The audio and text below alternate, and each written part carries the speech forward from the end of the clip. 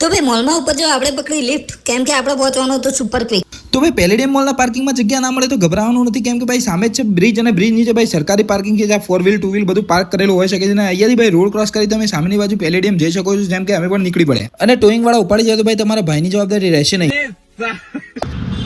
આપણે આવી ગયા છીએ પેલેડિયમમાં.